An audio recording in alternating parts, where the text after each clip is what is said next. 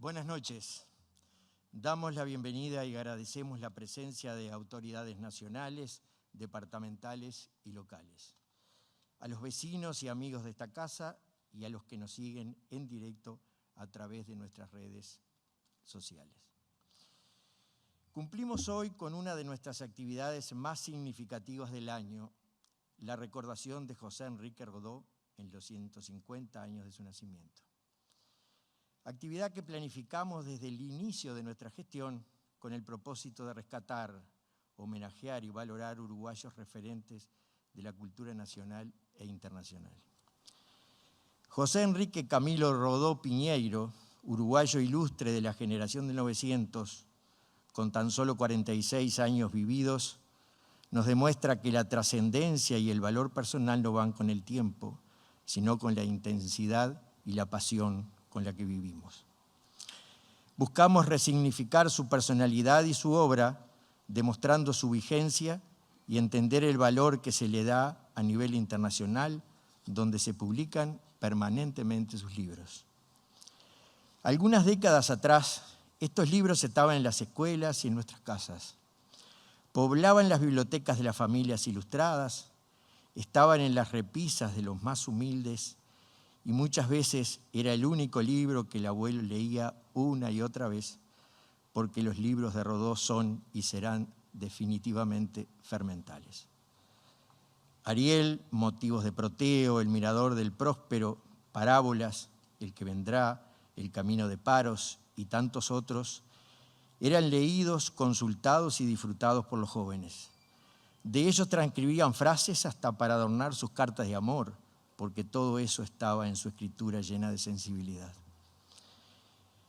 Por nuestro historiador Néstor Sabatino, sabemos que en su juventud frecuentó Rocha, que participaba en actividades políticas, que era amigo del doctor Florencio Martínez Rodríguez y que por línea materna era descendiente de los Piñeiro de Rocha. En estos tiempos de globalidad, de tecnología, de virtualidad, todos nos alejamos un poco de los libros, de las lecturas, de los referentes, de los grandes escritores. Recordarlo y ponerlo en valor es nuestro propósito. Para cumplirlo nos valemos de sus libros y de esa imagen que nos precede, un retrato realizado en exclusividad para nosotros por el gran dibujante y plástico uruguayo Ogue, Horacio Guerreiro, que está como una marca de cultura en los frentes de nuestros centros, bibliotecas y museos del departamento. Hoy, en esta noche, apelamos a la sapiencia, a la erudición y de la buena voluntad de 4 referentes culturales nacionales que en forma de coloquio nos ilustrarán sobre las diferentes facetas del homenajeado, escritor, político y periodista.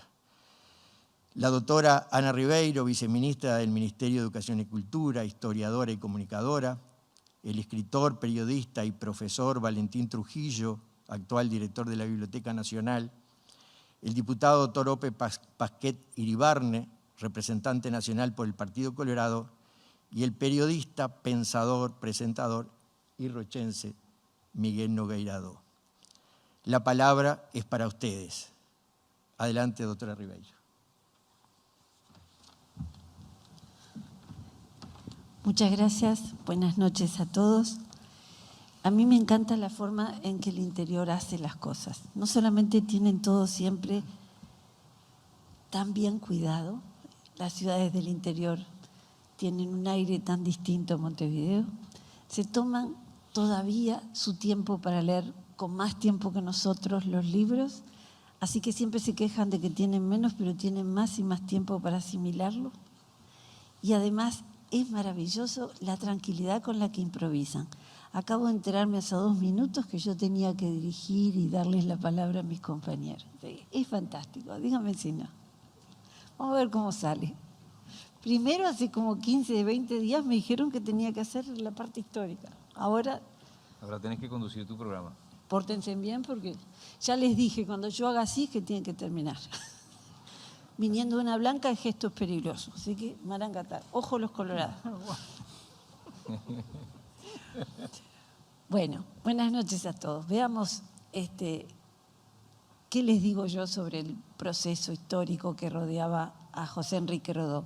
Porque aquí mis compañeros, Valentín, Ope, Miguel, van a hablar de algunas de las tantas facetas que Rodó tuvo y tendrá siempre, como ese escritor fundamentalmente inmenso que fue, pero era un hombre de su tiempo y tuvo muchas otras aristas. No podía ser un hombre indiferente al mundo político que lo rodeaba, no era indiferente a las polémicas y a las batallas de pensamiento que atravesaban su tiempo, así que era mucho más que un escritor, aunque la escritura probablemente podamos decir sin temor a equivocarnos que fue la columna vertebral de su obra y en la que puso su mayor empeño y talento y por la cual lo recordaremos siempre. Un hombre que tiene mucha más trascendencia en estos momentos fuera de fronteras que dentro del país, porque como muy bien dijeron en la introducción, antes se lo leía más. Es mandato de los tiempos que las cosas se renuevan, pero también es mandato de los tiempos que las cosas buenas y las obras buenas, cuando son de identidad, se preserven. Así que confío en que este homenaje que se le rinda este año contribuya a hacer la necesaria renovación, a quitarle de pronto un poco de la rigidez y cierto olor a naftalina que parece que para los jóvenes el nombre de Rodó evoca, y ayornarlo a nuestro presente de manera que su legado siga siendo fermental, como se dijo también hace unos minutos, ¿no? Fuera del país sigue siéndolo, le veneran y lo reconocen como un puntal intelectual con mucha más facilidad que nosotros mismos. Eso es algo que suele suceder. Ahora, cuando digo que Rodó fue un hombre de su tiempo, me gustaría que recordáramos qué tiempo fue ese, porque el tiempo siempre explica en parte lo que las personas son y sobre todo lo que las personas hacen. El padre de Rodó, que se llamaba también José, llegó a Montevideo luego de una breve recalada en Argentina, como solían hacer los inmigrantes, que oscilaban entre las dos orillas y buscaban suerte en una y otra y finalmente hacían su definición.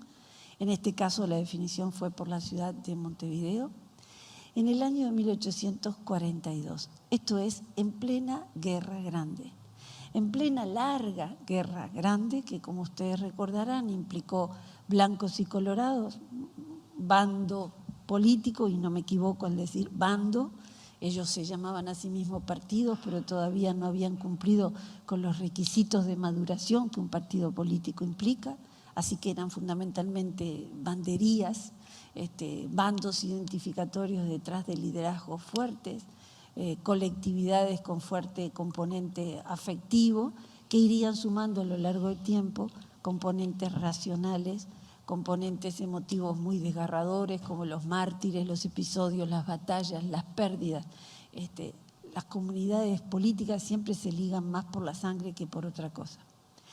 Y esos bandos que dividían al país lo estaban dividiendo de tal manera que había, en el momento que Rodó pisa el puerto de Montevideo, había dos gobiernos, dos administraciones políticas, dos territorialidades, dos bandos netamente diferenciados. Fue una guerra larga, muy larga, tanto que en algún momento se aflojaron todas las resistencias y también hubo algún piano que atravesó la ciudad con destino a la señora de Oribe en el Cerrito, así que con bandera blanca y escoltado debidamente el piano atravesó el territorio y la territorialidad colorada. También hubo varios bailes en los cuales uno y otros bandos se hicieron guiñadas, bailaron y hasta algún enamoramiento surgió de allí. También hubo gente que, cansado de hacer guardia en las noches, en las largas horas de invierno y de toque de queda, alguna vez salió de las trincheras y jugaron algún truco compartido entre los bandos opuestos. Esas escenas a veces tragicómicas, por sobre todas las cosas, de lo que hablan es de la complejidad de los seres humanos y de los vínculos más allá de las divisiones políticas.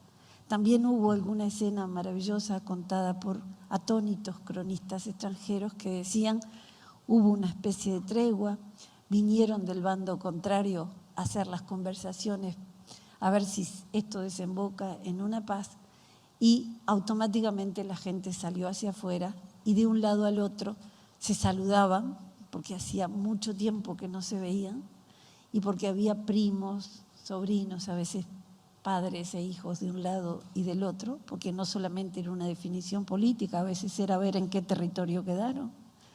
Y levantaban en alto a los niños recién nacidos para que los vieran del otro lado, los parientes que no se habían enterado de los nacimientos, o para que vieran con dónde estaba Francisco o María.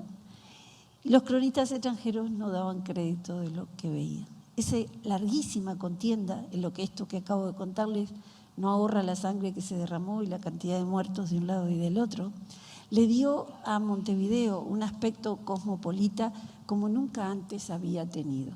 Esa colonia de cuño mayoritariamente español, con algunos personajes venidos de la frontera, pero fundamentalmente hispano, un fuerte componente español, con escasez de representación de sectores indígenas, con un número importante de representantes esclavos, vio de pronto llegar un aluvión de gente que, entre otras cosas, llegó al guarismo extrañísimo, que 2 de cada 3 habitantes de Montevideo eran extranjeros.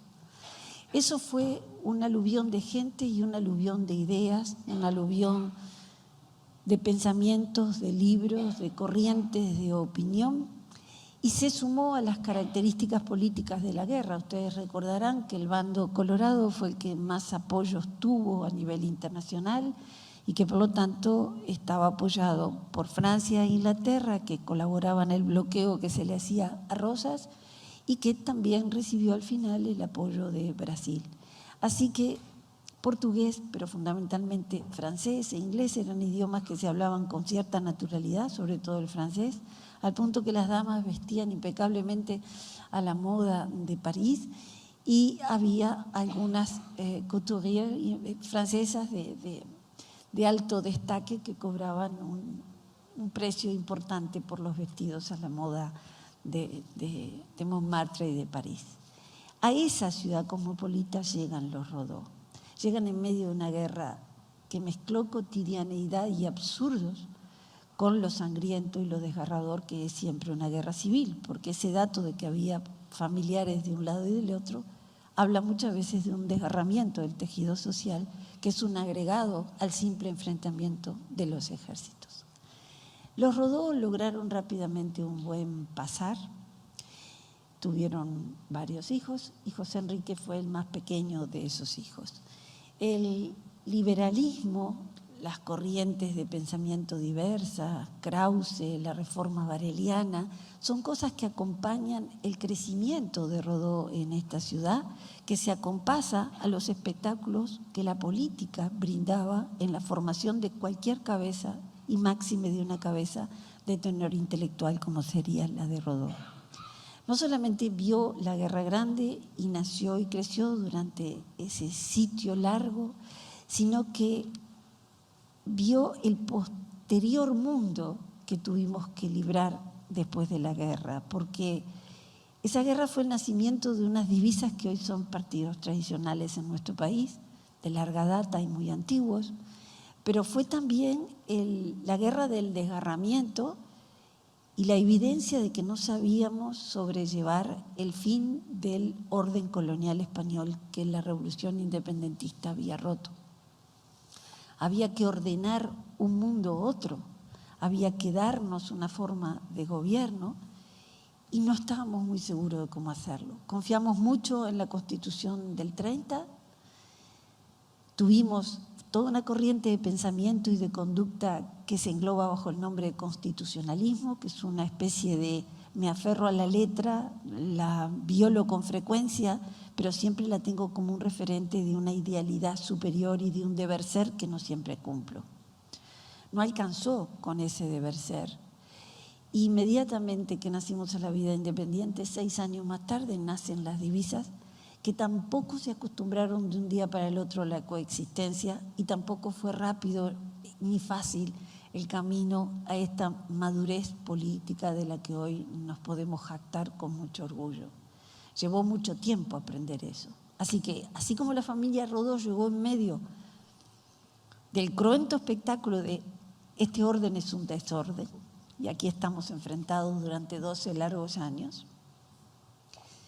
el camino posterior también fue difícil de andar. Esa guerra terminó con un ni vencidos ni vencedores que parecía muy esperanzador, pero que fue relativamente efímero.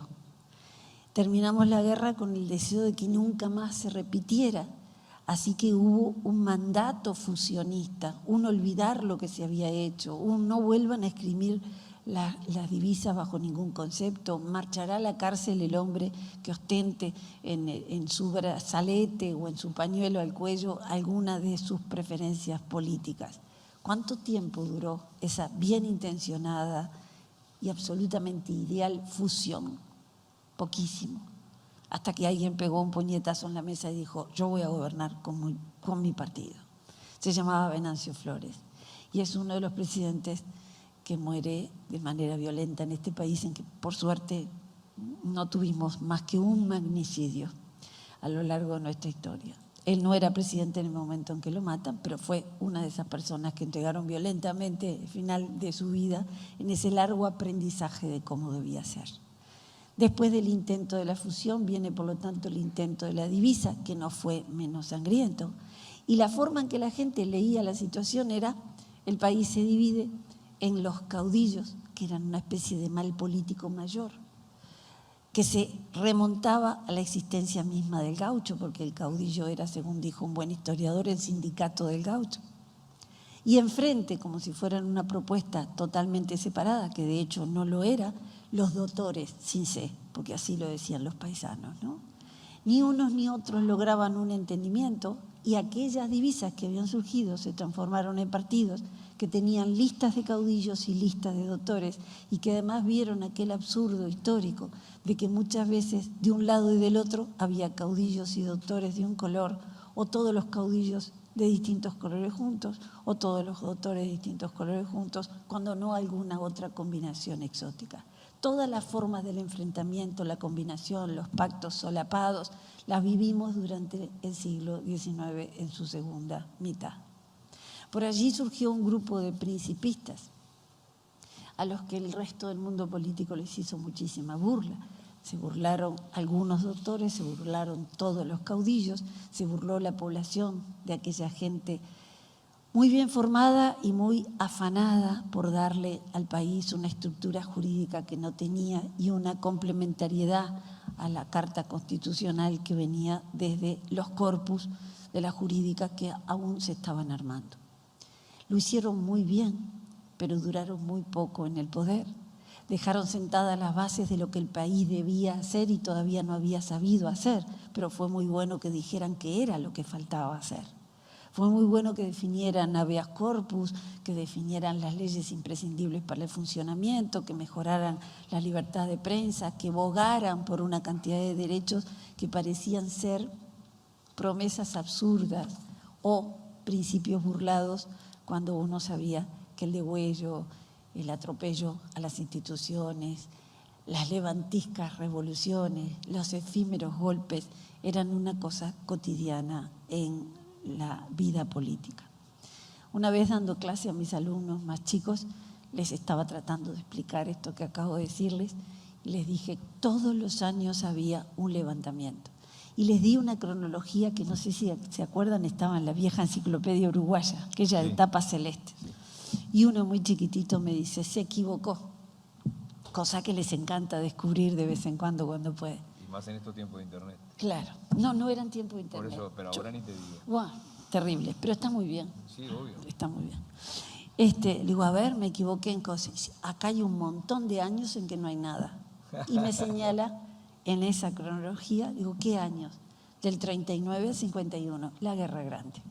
Digo, no había nada porque estaban en una gran guerra, que no se puede repetir todos los años en la cronología, ¿no? Se equivocó, pero chiquitito así, con un coraje fantástico. Bueno, entonces, vimos el principismo, vimos el fracaso del principismo, vimos el primer militarismo. Rodó todas esas cosas. No preciso hablarles del primer militarismo, todos sabemos muy bien quiénes fueron Latorre, Santos, todos entendimos la transición que intentó Tajes, y todos sabemos cómo lo que se llamó civilismo en realidad fue un retorno, una vez más, fundamentalmente, del Partido Colorado, con esa mínima representación que se lograba al poder, primero bajo la famosa influencia directriz y luego directamente esa figura de José Valle Ordóñez que llega al Partido Colorado para agigantarse progresivamente y cambiar la historia de su partido primero y del país después. Rodó fue testigo y parte de todas estas cosas porque fue alguien que nació en una casa en donde el retrato de la familia lo hizo Blanes.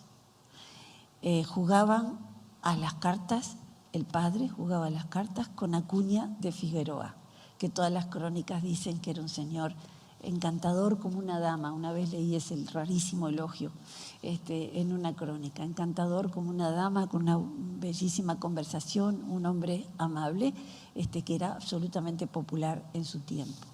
En esa carta se leían a todos los liberales de su tiempo y en esa casa se conocía muy bien, entre otras cosas, a un filósofo alemán, diría de segunda línea, pero que fue de primera para el Río de la Plata, que fue Krause. En esa casa se sabía y se estudiaba lo que era el liberalismo y lo que era el positivismo, y Rodó es una síntesis de todas esas cosas y es una mente brillante que se educa en la emblemática escuela creada por la Reforma Bareliana, Elbio Fernández, que ostenta hasta el día de hoy su retrato con muchísimo orgullo en su patio interno. Y fue un hombre que apenas demostró su talento, lo demostró proveniendo del seno de la familia de la cual venía. O sea, crecí con esos personajes públicos importantes en casa, en conversaciones de buen nivel intelectual, estudié en el mejor colegio posible, lo permitió mi madre católica y cuando salgo a la vida pública doy fe de todas estas cosas. ¿Por qué digo esto? Valentín hablará del escritor y le voy a pedir a Ope que hable de alguna de las grandes querellas y le voy a pedir aquí a mi buen amigo Nogueira que vea desde el periodismo cuáles fueron esas polémicas. Pero me gustaría, y para ir terminando, porque ya me estoy excediendo de mi tiempo, decirles por qué sostengo que ese hombre llega a la vida pública demostrando el hogar del cual venía y demostrando esa cuna polémica y fermental que el Uruguay mismo era. Rodó llega muy temprano a la situación de parlamentario y su obra literaria es paralela a su actuación política.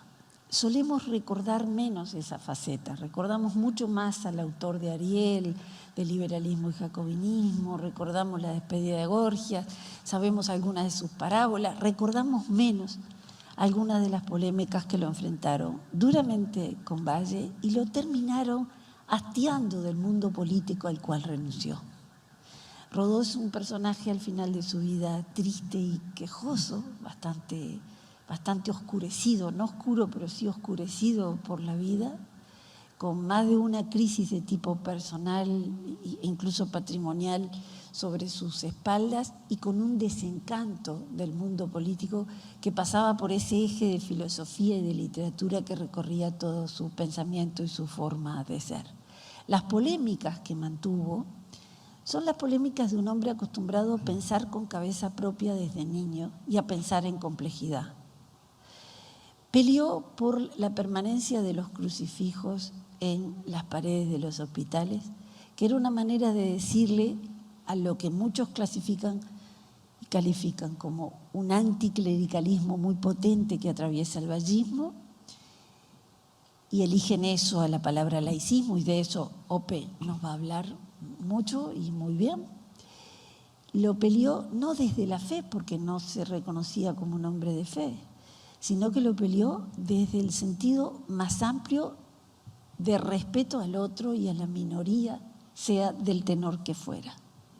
Si hay alguien, decía, que se siente mal en su lecho de muerte, la imagen del hombre que le demuestra a Occidente qué es la caridad no puede hacerle mal.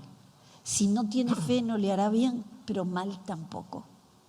Y desde esa postura intransigente había que enfrentarse a Valle, no solamente por lo grande que era físicamente, no solamente por el peso simbólico de ese sobre todo y todo lo que representaba, ¿no? Rodó medía 1,85 por lo menos. Ah, bueno, con razón.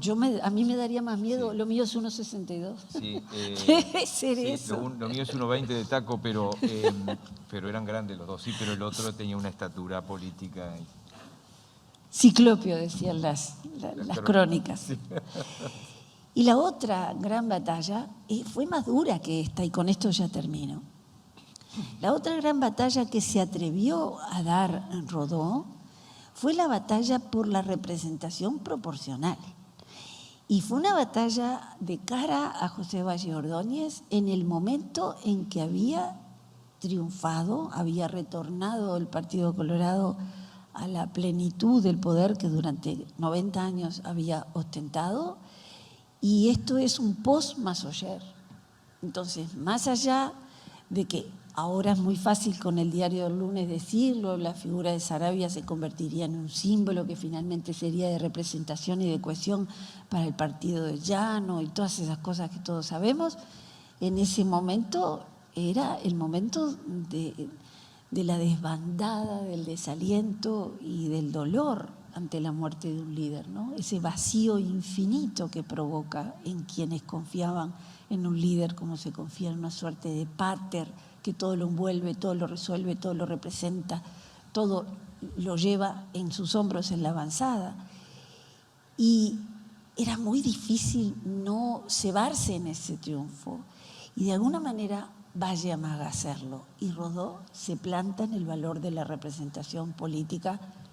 Insisto, mediría 1,80 m, pero había que enfrentarse a lo que Valle significaba y al poder político que había condensado en esa época. Y lo hizo en nombre además de un espíritu de concordia, porque él decía, si no hacemos esto bien, volverán a ofenderse, a enojarse y de esto no salimos. Llegar a la representación implica capacidad de diálogo y no podemos tener un uso así del triunfo que hemos obtenido. A mí, de las cosas que más me impresionan de Rodó, diría que esta es la más grande. Y de la lucha por ojo, que el anticlericalismo que hay que saber que existe no se convierta en lo contrario de la laicidad que enarbolamos como bandera y que es muy válida. Allí me parece que hay un mojón importante, pero confieso, y quiero decirlo al final para darle la palabra a Ope, porque sé que ha preparado exactamente ese valiosísimo tema. En lo que a mí respecta, nada me emociona más de todo lo mucho y de larguísimas frases que escribió Rodó que esa despedida en la que el maestro le dice a sus alumnos: yo no les enseñé la verdad, sino el amor a la verdad. La verdad es infinita y de construcción a lo largo del tiempo, colectiva y permanente. Esa es la declaración antidogmática más clara y más rotunda que conozco, y siempre me llena de orgullo pensar que salió en una frase muy clara de un intelectual de Uruguay, como si lo hubiéramos inventado para el mundo y como una advertencia que nunca dejemos de practicarla, ¿no? Porque no hay nada más triste y más separador de los hombres que el dogmatismo. Y ahora sí, terminada mi parte, Ope, si te parece.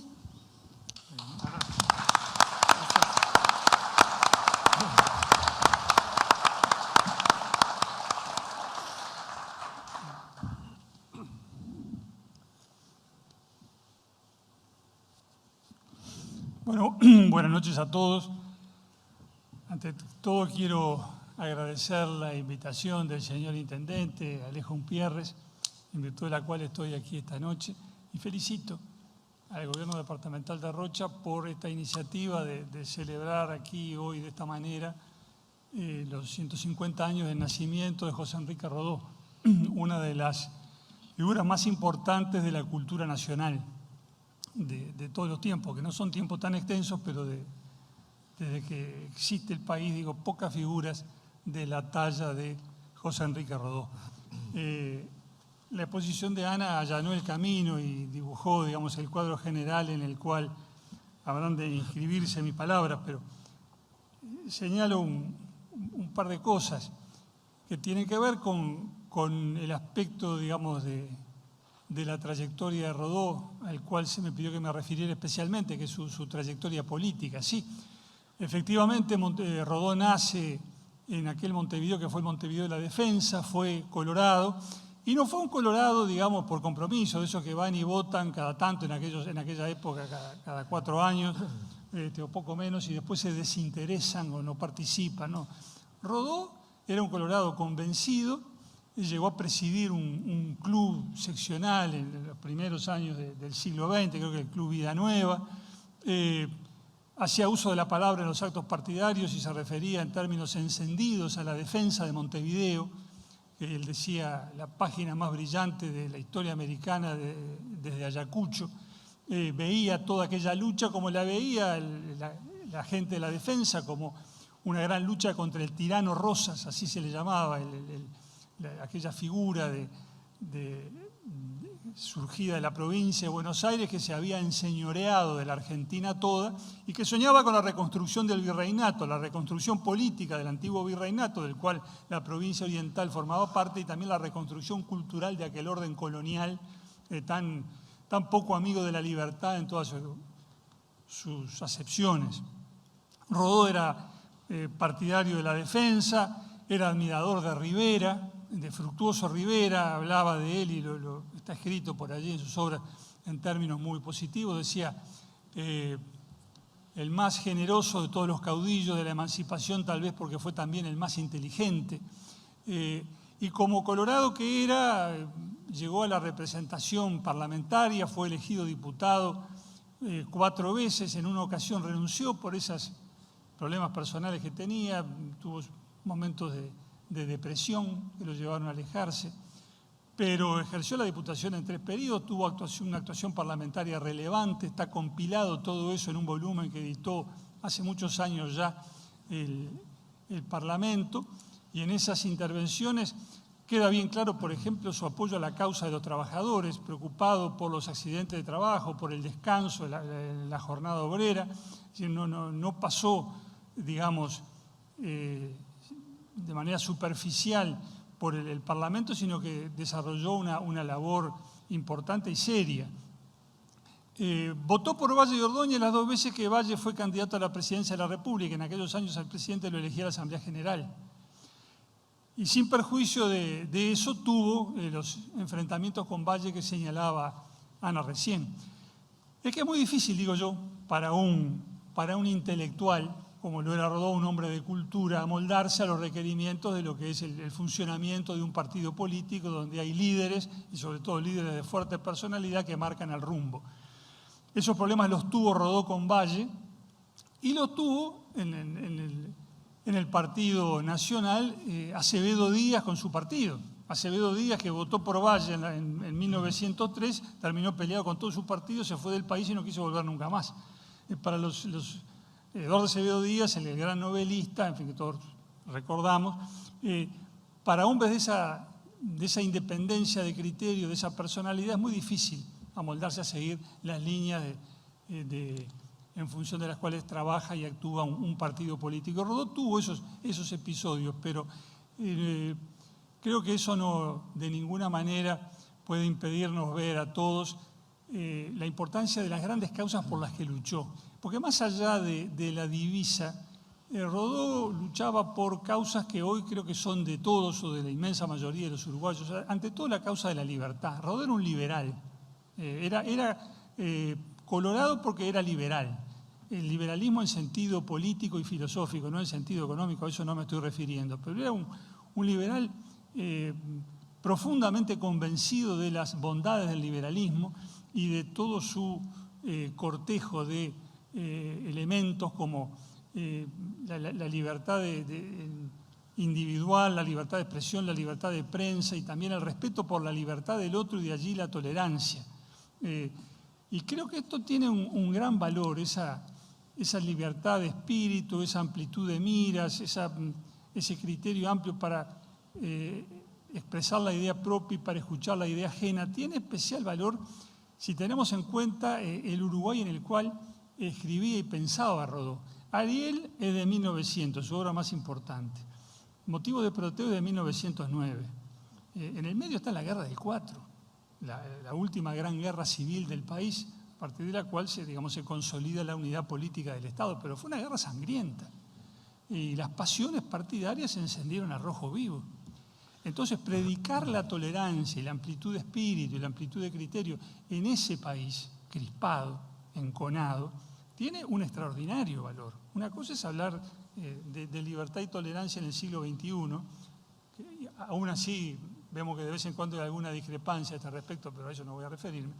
Y otra cosa es hablar de tolerancia en aquel país. Tiene un extraordinario valor.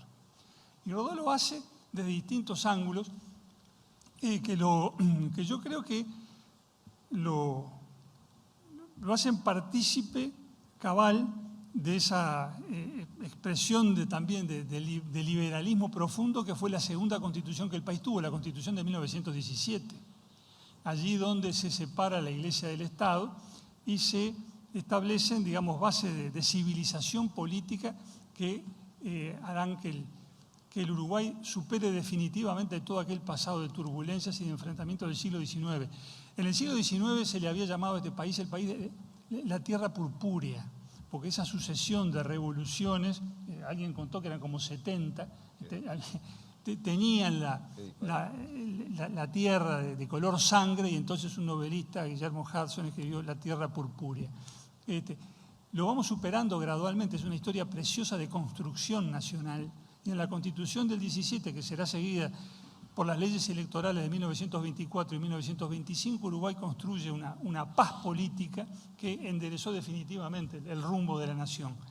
Y en ese país que empieza a descubrir las bondades del acuerdo, el respeto, de la tolerancia, la figura de Rodó es enorme y habla muchísimo de estas cosas y contribuye, creo yo, a los cimientos de eso que va a ser la laicidad del Estado uruguayo, que está recogida en la Constitución del 17 en cuanto separa la Iglesia del Estado, pero que va más allá de eso.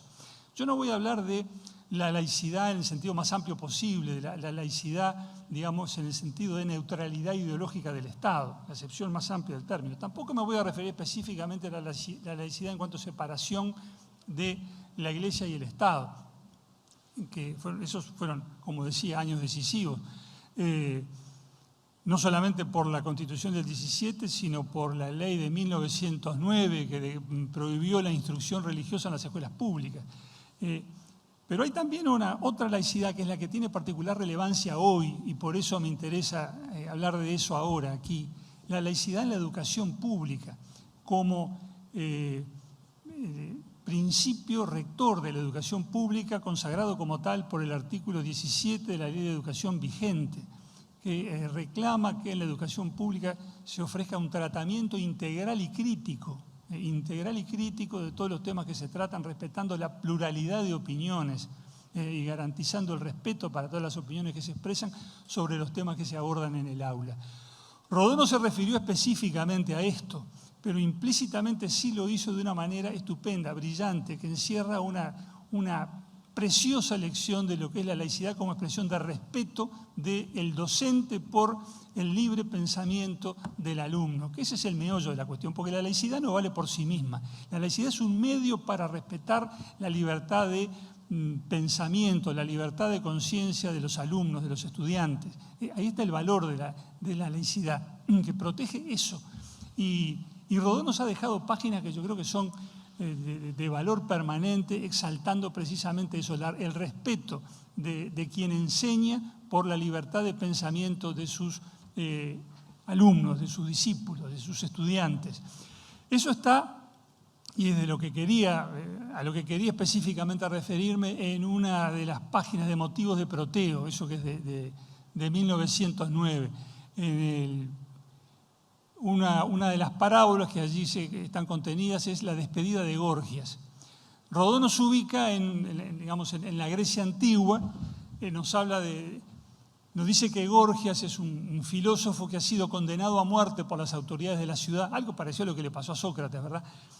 Porque su enseñanza ofendió a los poderosos. Lo condenan a muerte, le elige morir como murió Sócrates, bebiendo la cicuta, y Rodó nos pinta el momento en el que está rodeado por sus discípulos cuando falta ya apenas un par de horas para que se ponga el sol y él tenga que tomar la cicuta. Y está allí rodeado por sus discípulos y Uno de ellos, muy entusiasta y además emocionado por el momento que está viviendo, está con un condenado a muerte a quien todos sus discípulos quieren, están allí junto a él, y uno de esos discípulos le dice: maestro, Gorgias, vamos a ser fieles a tu enseñanza de cualquier manera, en cualquier circunstancia. Vamos a ser fieles a lo que dijiste explícitamente y a lo que tus palabras contienen, y vamos a resistir, en fin, cualquier forma de apartamiento de eso que tú nos enseñaste a nosotros. Vamos a ser fieles a tu enseñanza para siempre. Y por eso, dice este discípulo que se llama Lucio en la parábola, vamos a brindar por esa fidelidad eterna, permanente que te juramos en este acto. Y allí Gorgias lo frena y cuenta una anécdota de su propia vida. Cuenta que cuando él era muy pequeño, su madre le decía: ojalá no crezcas nunca, porque lo veía tan lindo, tan inocente, tan puro, veía que el niño adoraba a su madre, decía: ojalá no crezcas nunca y sigas siempre así. Y tanto decía eso, cuenta Gorgias, que un día una mujer que era una hechicera que conocía ciertas artes mágicas, se le acerca a la señora y le dice: bueno, si usted quiere que su hijo siga siendo eternamente un niño, lo que tiene que hacer es depositar un corazón de paloma cada mañana sobre su pecho y una flor determinada sobre su frente, y de esa manera el corazón del niño va a ser siempre puro, su mente va a ser siempre inocente, él va a seguir siendo un niño y la va a querer siempre, y siempre van a estar en esa situación. Y la madre de Gorgias, en este cuento, se fue con esa idea para su casa, y esa noche tuvo un sueño. Soñó que hacía lo que la hechicera le decía que tenía que hacer, y que durante años depositaba un corazón de paloma sobre el pecho de su niño y una flor en su frente, hasta que un día no encontraba ni la paloma ni la flor, y no pudo repetir el hechizo con las palabras mágicas con las que lo acompañaba. Y cuando fue a la habitación del niño, se encontró no con un niño, sino con un viejo, porque al no repetirse el hechizo se había perdido el efecto mágico, y entonces estaba allí el que había sido un niño convertido en un viejo, porque había pasado el tiempo, no había podido crecer, no había podido evolucionar, no había podido vivir, no le había sido dado vivir la vida normal de cualquier persona. Y ese niño, transformado en viejo, le reprocha amargamente a su madre que no le permitió vivir y que lo dejó fijo en una etapa inicial de su existencia, y que impidió a través de esas artes mágicas que él creciera normalmente y experimentara la nobleza de la acción, la luz del pensamiento, la fecundidad del amor, le dice. Y entonces le dice: no tengo para ti, le dice a la madre, más que odio y encono por esto que me has hecho. Entonces ahí la madre de Gorgias, en el cuento que él hace, se despierta y se da cuenta que no puede seguir deseando que su hijo no crezca. Nunca más vuelve a hablar de eso, y Gorgias atesora esa anécdota y le dice entonces a ese discípulo que quería brindar por la fidelidad eterna a sus palabras, le dice: no, mirá, no es así. Vos no tenés que seguir siempre aferrado a lo que yo les enseñé. Yo les enseñé lo que sé, lo que creo, les enseñé el amor a la verdad, no una verdad final, definitiva, inmodificable. No es así, la vida no es eso. Ustedes tienen que pensar libremente. Yo no enseño dogmas, les estoy enseñando el amor a la verdad, no la verdad misma, que es infinita, dice él. Y entonces busca entre sus discípulos y dice: tú, dice Leucipo, dice, el más empapado en el espíritu de mi enseñanza, ¿qué piensas tú de esto? Y ahí Leucipo le dice: maestro, y vale la pena leer esto, que es breve, pero Rodó lo dice mejor de lo que podría decirlo yo. Son palabras que vale la pena repetir acá en homenaje a Rodó. ¿Sí? Gorgias le pregunta: bueno, pero entonces, ¿por quién vamos a brindar? Porque se va la hora, se puede poner el sol, él va a tener que tomar la cicuta. Le pregunta a Leucipo, su discípulo predilecto: ¿por quién vamos a brindar? ¿Por quién será nuestro brindis?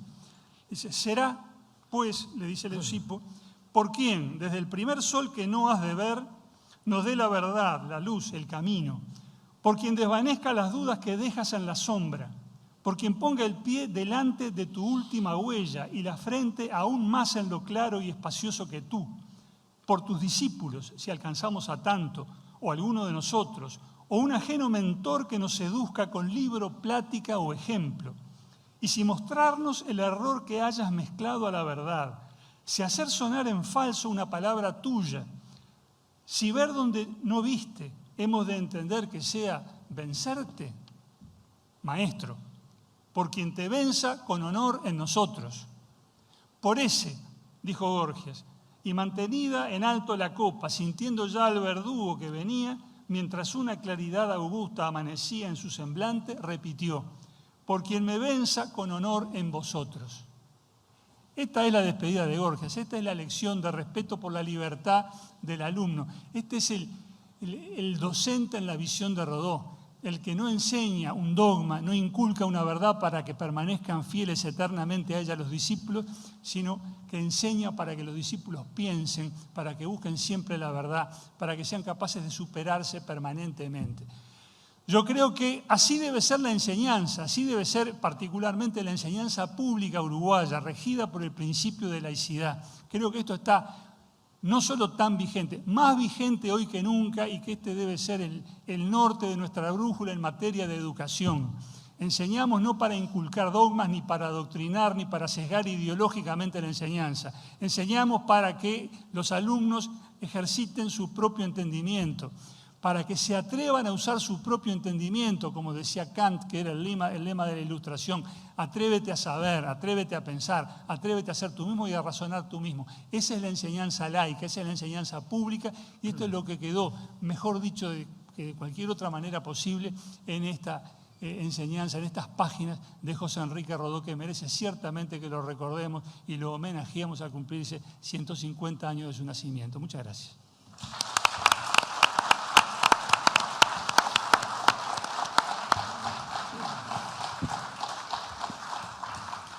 Sapere aude, atrévete a saber, atrévete a pensar. Y si vos pudieras saltar en el tiempo, qué entrevistado Rodó, ¿no? ¿Verdad? El sueño de cualquier periodista. Es así.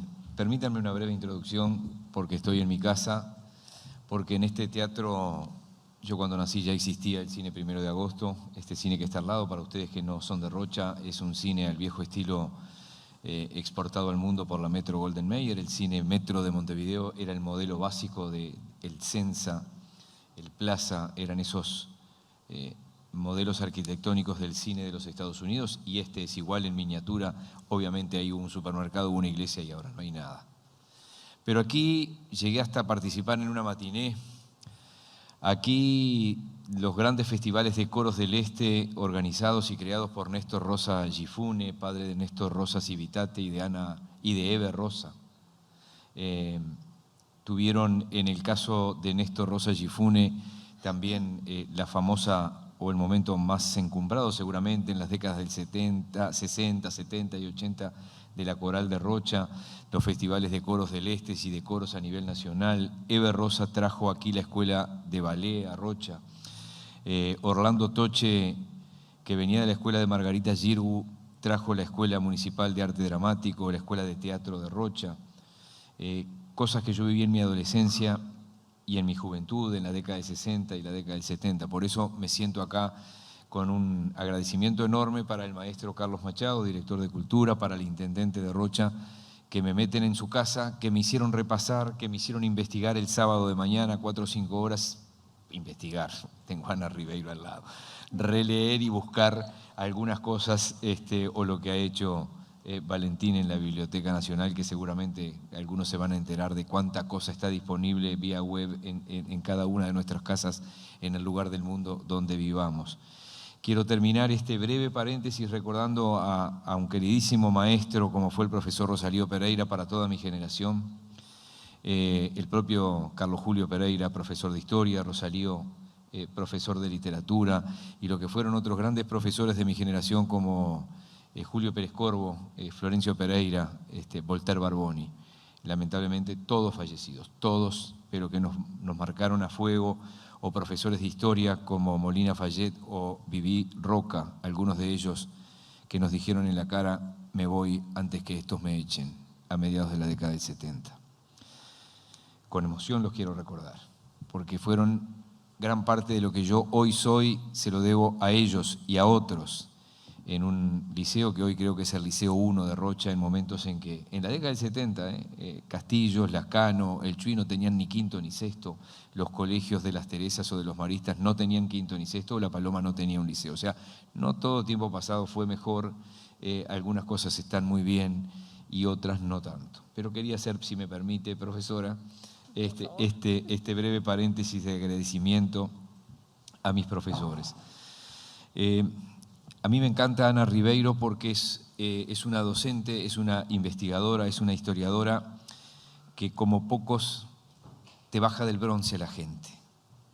Vos metés a la gente en la ciudad, en su mundo, en su circunstancia, y eso es clave para entender una cantidad de cosas. Rodó es una de esas figuras mayúsculas del país que sobrevivió a ese enfrentamiento directo con el dueño del Uruguay de ese momento. Permítanmelo decir así. Don José Valle Ordóñez.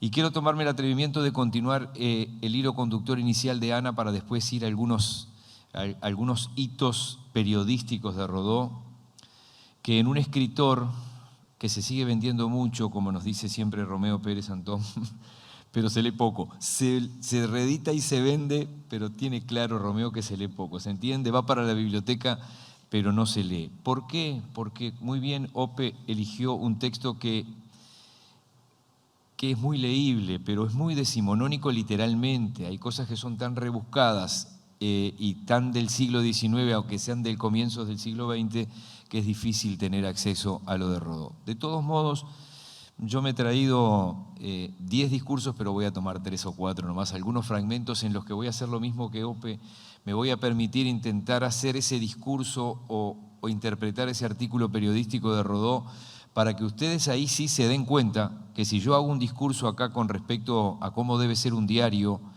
o cómo debe ser un gremio de la prensa, aunque aquel círculo de la prensa era el círculo de los dueños de los medios, no necesariamente de los periodistas del llano, si lo leo textualmente y les digo que lo escribí yo, van a decir, bueno, sí, estás plagiando algo, pero no van a pensar que tiene 120 años.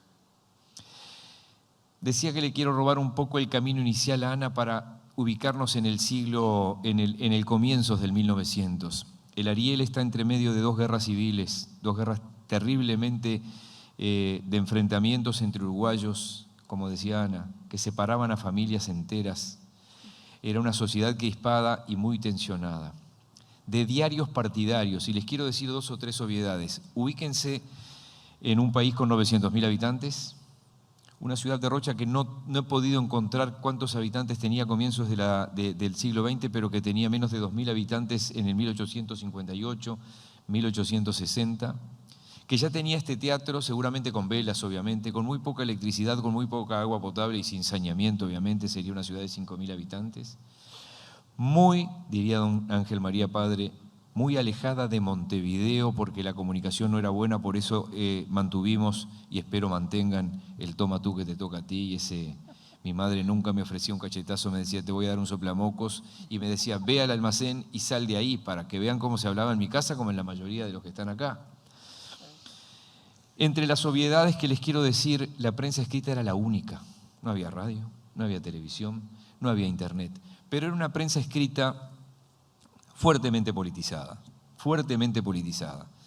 Eran los tiempos del bien público, del Nacional, del Siglo, de La Razón, de la Tribuna Popular, de prestigiosas revistas literarias.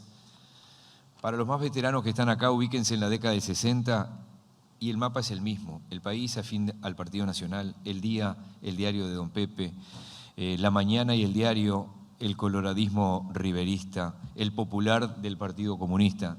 Y corto ahí el resumen para que entiendan que eran prensas partidarias, a veces directamente dependiendo de los partidos políticos. En ese mundo, Rodó se plantó y habló de independencia. Sáquense de la cabeza, este periodista no es objetivo, ninguno de los otros lo es. Yo trato todos los días, si ustedes me ven, mi trabajo está a la vista, en una oficina se te equivocaste, tiraste la papelera, arrancaste de nuevo, lo mío se toma o se deja, está ahí. Él hablaba de ecuanimidad, hablaba de equidistancia, hablaba de independencia, lo más posible. La única independencia total posible en el periodismo aún hoy es la independencia económica. Por eso, y en cada una de las profesiones de ustedes les pasa lo mismo, la independencia económica podría ser el sumum de la independencia periodística. Poco antes de partir Rodó, y esto me enteré el otro día en un coloquio que organizó La Mañana, los nietos de Pedro Marini Ríos. Pedro Marini Ríos, Héctor Rivadavia Gómez y Vicente Costa en 1914 le propusieron a Rodó ser el director de lo que fermentalmente después fue el diario La Mañana.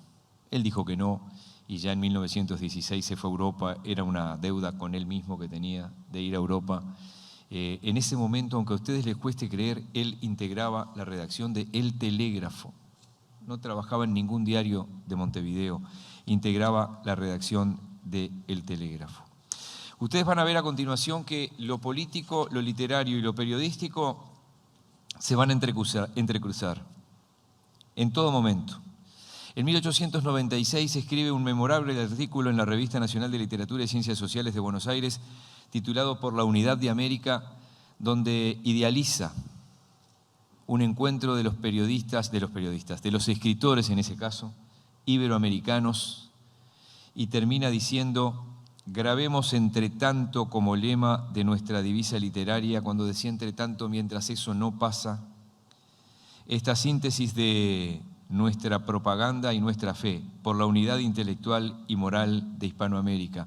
Y el título de esto, de 1896, 1 de abril, era Por la Unidad de América. Se encuentra relativamente fácil en la Biblioteca Cervantes, esto es un facsímil directamente, lo que él escribía hace 125 años. Me voy a detener con lectura en el momento en que se inaugura el Círculo de la Prensa de Montevideo, el 14 de abril de 1909, en el Ateneo de Montevideo. Sobre todo Valentín y ni que hablar Ana conocen muy bien allí una sala donde hay un escritorio, donde hay una cantidad de elementos que pertenecieron a Rodó. Me voy a tomar el atrevimiento de leer algún fragmento del Rodó periodista.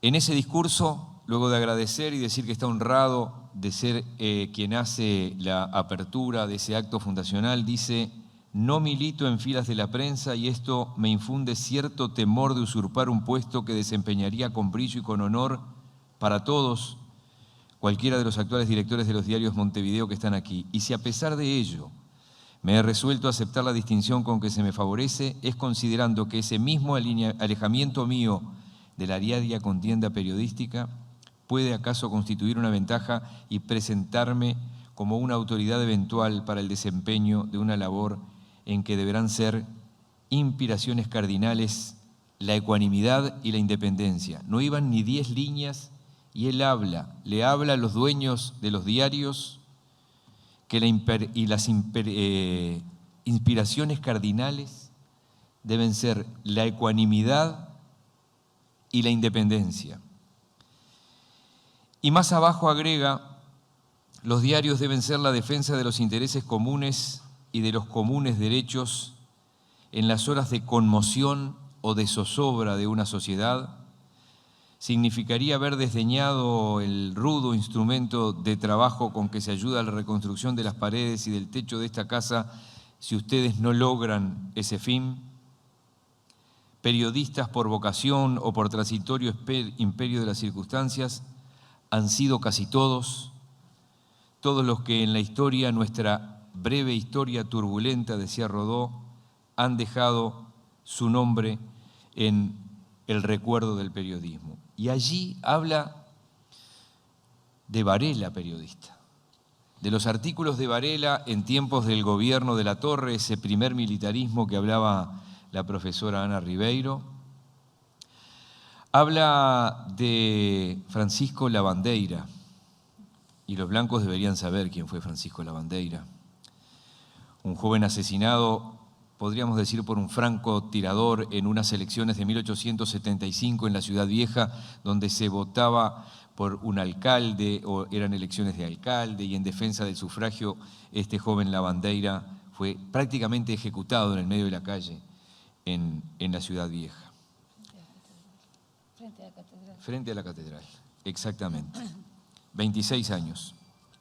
Dice Rodó: suele decirse que la labor del periodista es efímero. Esto no es verdad, más que a medias. Es efímera la forma, la exterioridad, la envoltura. Agrega Rodó con respecto a esto, yo me veo tentado a hacer paréntesis todo el tiempo. Ustedes saben, imagínense el diario papel, el país sigue saliendo en papel. Cuando llegan las 11 de la noche, el secretario de redacción dice, ya está. ¿Y saben lo que mira en la computadora? Cuando dice ya está, o sea, se imprime, larga la rotativa, ¿saben lo que ve? 40 hojas en blanco.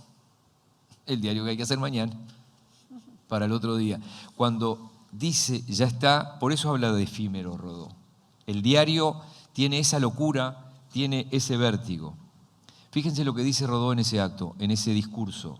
Los gobiernos que han pretendido sofocar en la garganta del pueblo esa voz han muerto asfixiados apenas se ha hecho el silencio que apetecían.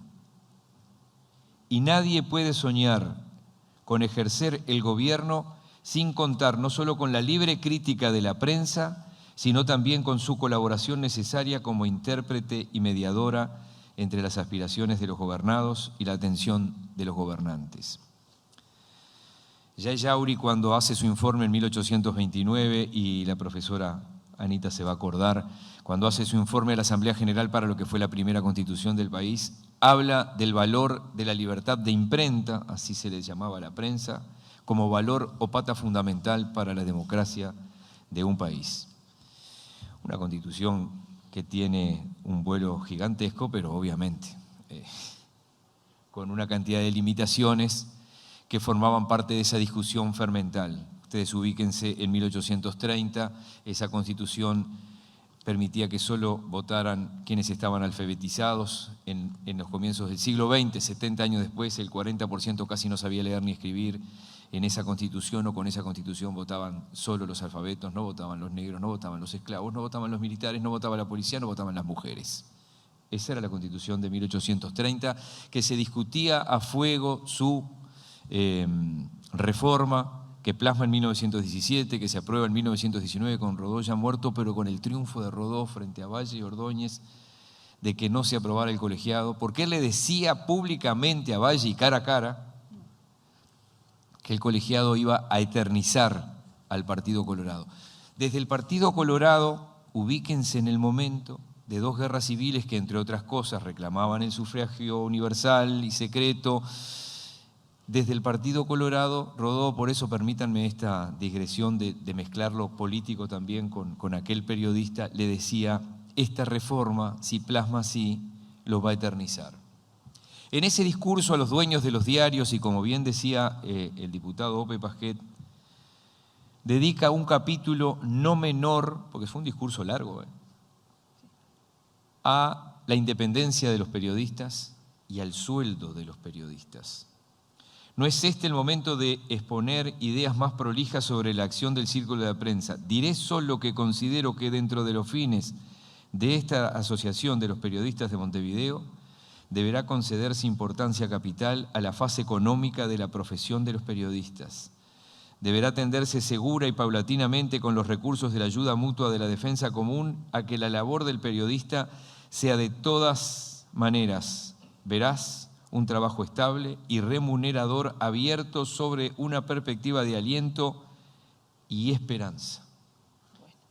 Deberá tenderse a que el periodista no vea solo en la prensa un oficio accidental y precario, porque se cruzó una vez como un ave de paso que llegó allí. Parte final del discurso. Parte final del discurso de la creación del Círculo de la Prensa, donde llegó a decir, y allí expresó, y también Ope lo plasmó, lo que él pensaba con respecto a los sindicatos. Siempre ubíquense en el mundo, en el contexto que Ana marcó magistralmente, como siempre. Todavía no teníamos en ese momento ni la Primera Guerra Mundial, ni teníamos la Revolución de 1917 de Rusia. Y él en un momento de ese discurso dice, todo gremio, toda colectividad profesional tiene necesidad de asociarse, de unificarse, de adquirir personalidad corporativa para pesar en el conjunto de los intereses sociales. Y remata, el trabajador aislado es el instrumento de fines ajenos, el trabajador asociado es dueño y señor de sus destinos. Por eso Richard Reed, el conocido dirigente sindical, toma esta frase la semana pasada y la pone en Twitter homenajeando a Rodó y dice: genio y figura. Un trabajador aislado no existe, asociado es dueño de su independencia. Y quiero terminar, tengo entero acá el discurso que da en Chile, pronunciado en representación de Uruguay en 1910, que tiene cosas muy valiosas, pero no nos da el tiempo. Él en 1914 escribe una especie de lo que se llama manual de estilo, cómo ha de ser un diario. Lo escribe públicamente, lo hace públicamente. Se encuentra fácil en internet para los periodistas que están acá. Cómo ha de ser un diario, que es una especie de obra póstuma de lo que es su tarea como periodista. No se trabaja, ni se combate, ni se estudia, ni se pasa en la vida con ocio y solaz sin tener algún necesario punto de contacto con la prensa, esa de todos los días, dice Rodó allí en cómo ha de ser un diario. Deja algunas lecciones que son tan vigentes en este momento, que podrían perfectamente decir: esto lo escribió alguien ayer, y pasa totalmente inadvertido. Rodó se va harto, hastiado. ¿Quién lo dijo? Uno de ustedes dos, de la política, de los enfrentamientos. Se va sin un peso, se va a cumplir su soñado y ansiado viaje a Europa. Recuerden ustedes que entre las dos presidencias de Valle y Ordóñez, mientras José Claudio Williman ocupa la presidencia entre 1907 y 1911, José Valle Ordóñez, y hay un registro fotográfico muy importante que está en la Biblioteca Nacional de su viaje incluso a las pirámides de Egipto, para decirles algo. Grandes figuras que él conoció, hasta el propio Juan Manuel Blanes había ido a Europa también a ver lo que se estaba haciendo allí, y él no había podido ir.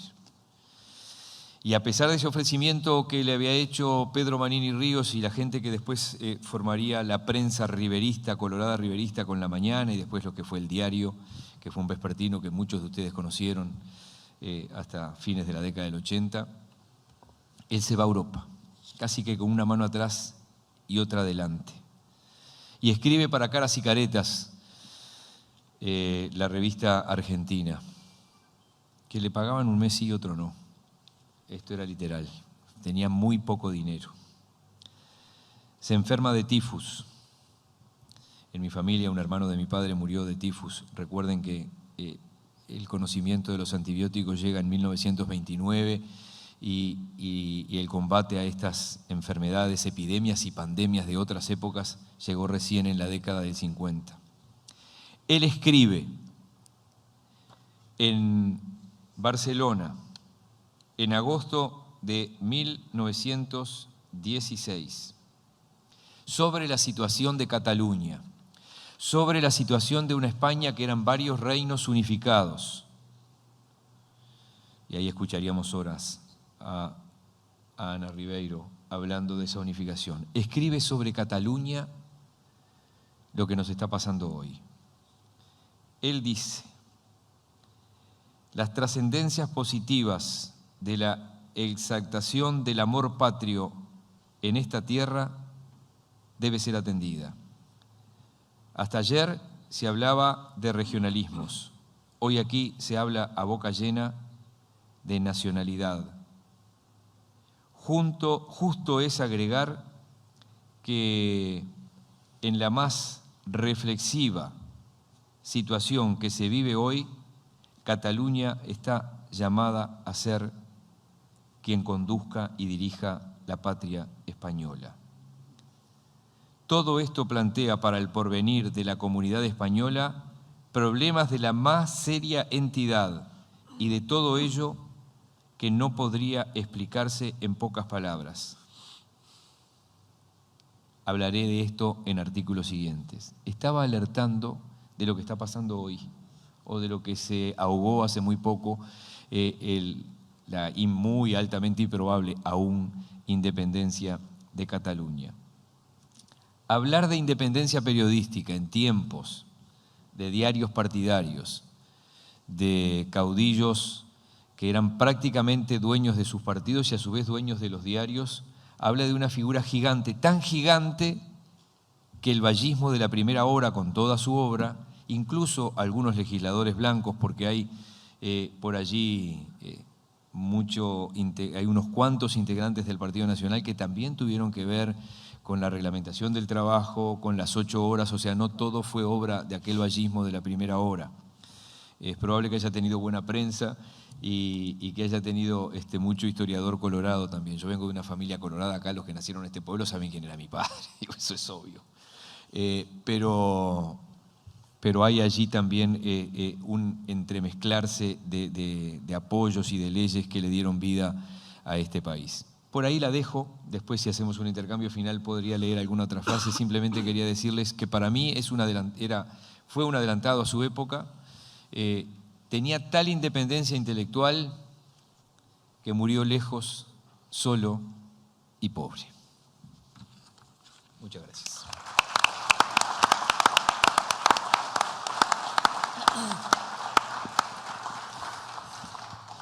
Después, si querés, nos peleamos un poco, Miguel, que siempre viene bien y máxime con este frío. Porque a mí eso de los adelantados en su época me da escalofrío. A mí me encanta pensar que la gente es producto de su época, que la lleva consigo, que la puede marcar, pero no que sí, a mí no lo se que adelantan demasiado. Los buenos no se adelantan Es muy buena la demasiado. observación, la tomo y simplemente a cuenta de esa pelea miro para el costado y independencia periodística escaseaba.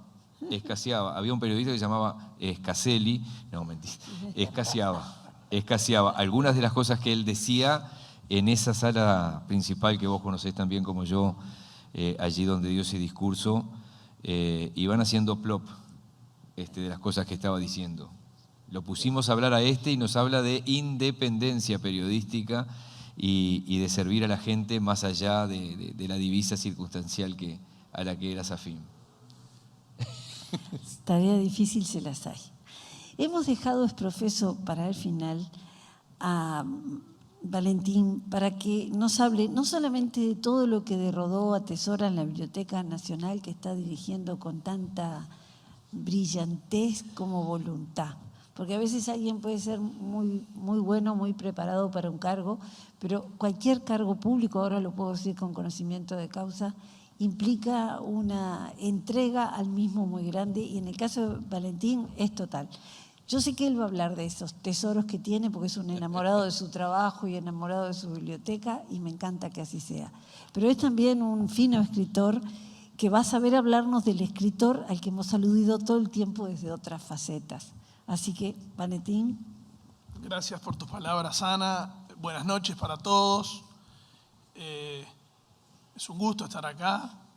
Vamos a lo primero es agradecer por esta hermosa velada en este hermoso teatro, agradecerle a la Intendencia de Rocha, al Intendente Alejo Umpierres, al Director Machado, a Gabriela Pérez Pérez, al equipo de Cultura, por habernos invitado, por haber conformado esta mesa de lujo para abordar la figura de Rodó en sus 150 años. Agradecerles a ustedes por su presencia y por su atención.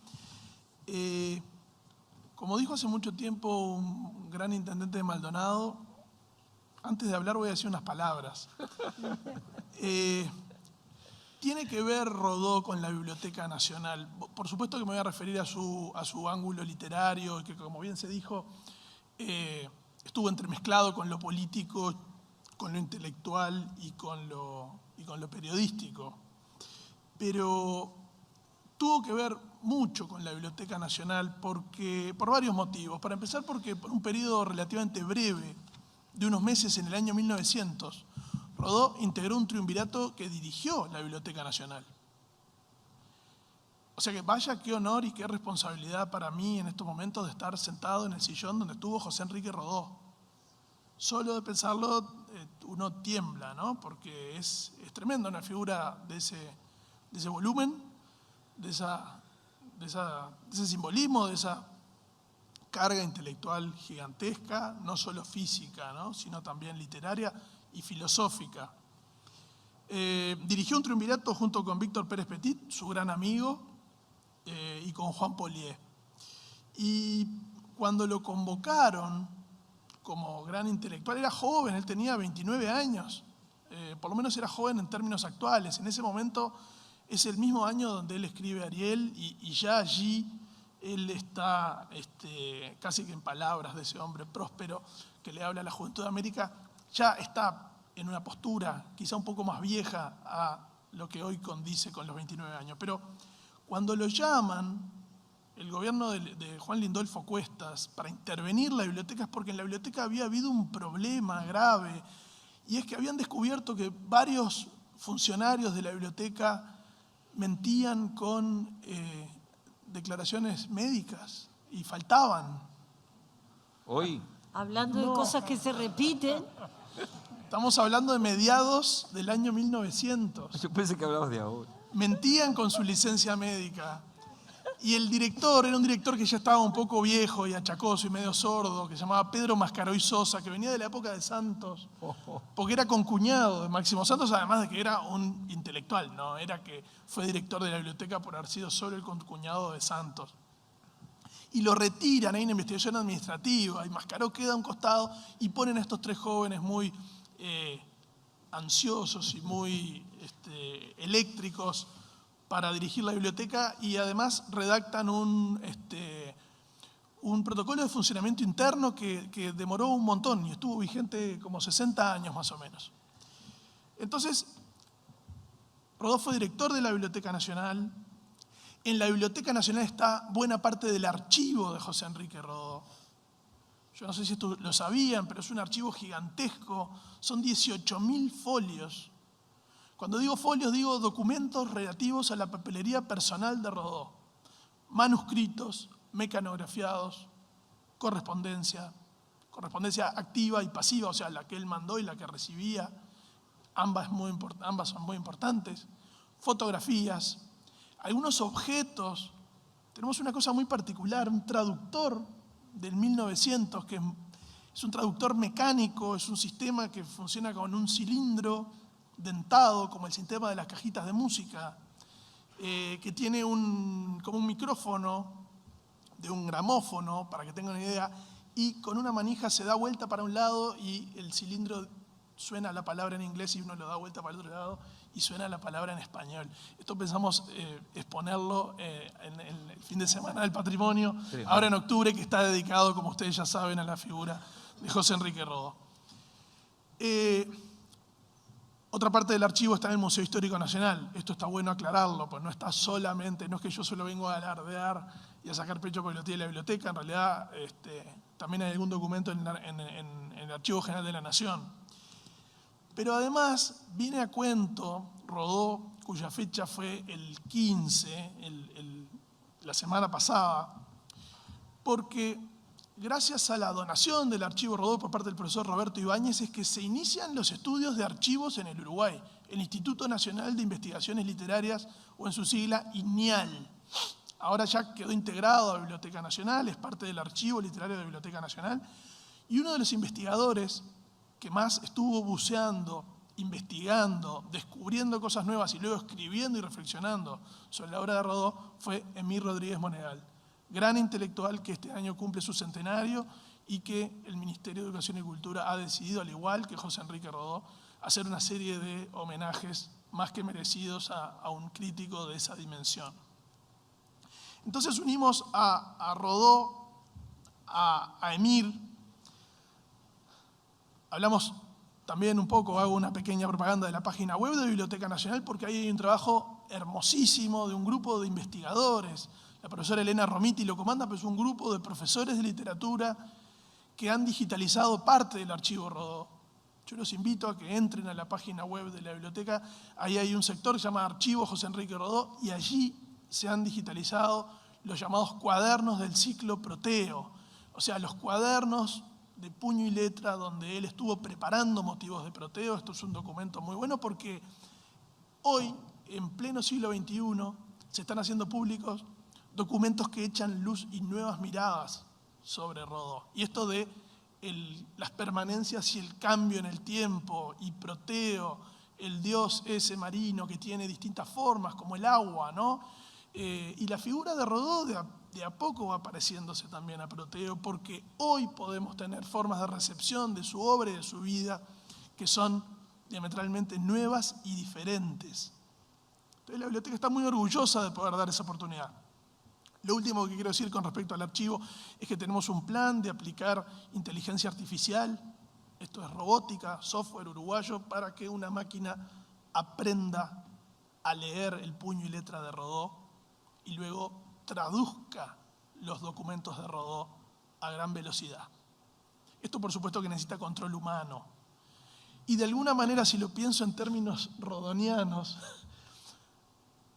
quizá él tuviera una crítica para esto, porque estaría en una especie de mecanización extrema, pero de todas maneras esto tiene una intención humanística de fondo, y es que ese archivo, que todavía está muy inexplorado y es una cantera muy rica y todavía poco conocida, quede a disposición no solo de los investigadores, sino del público en general. El jueves pasado, el 15, hicimos un acto en Biblioteca Nacional donde estuvo buena parte de la Plana Mayor del Ministerio de Educación y Cultura y se presentaron 2 libros de la sociedad rodoniana y de un intelectual importante uruguayo que vivió hace tiempo en Escocia, el profesor Gustavo San Román, que escribió un libro de una gran biografía de introducción a Rodó.